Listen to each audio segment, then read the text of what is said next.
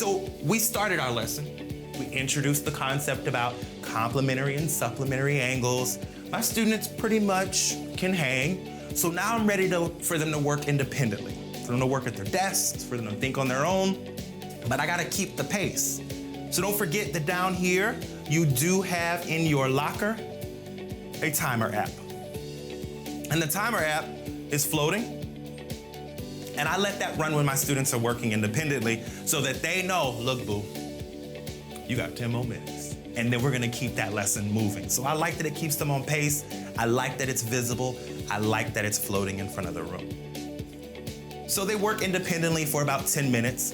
And now it's time for me to check for understanding. I'm gonna reinforce all of this content. So while the whiteboard is open, I can open up my locker again, choose any web browser I'd like, and I can go to my favorite educational website and pull up more content about complementary and supplementary angles. And if I wanna use this content in the whiteboard, watch this. You have a capture tool in your floating menu. So when you capture content from there, you saw that. It took that image and put that in my whiteboard as usable content. So now I can use this screenshot to say, students, I need you to identify these pairs as complementary or supplementary angles, and then I want you to use the protractor on top of it to tell me what those angles are.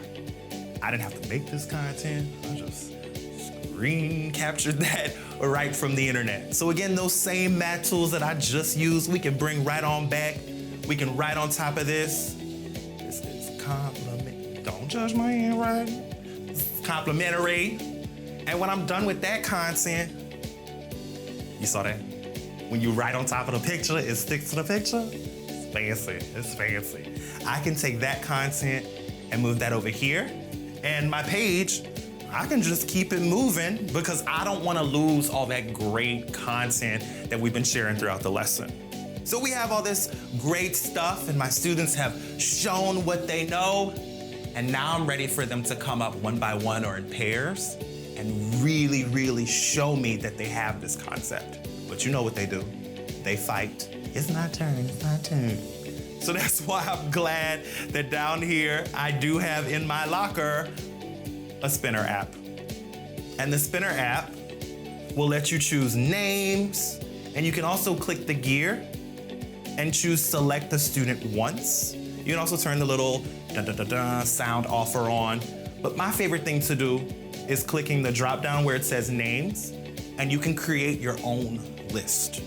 So create your list, put your students' names in. That way, when you're having them come up to the screen and you're choosing whose turn is it, this can do the work for you.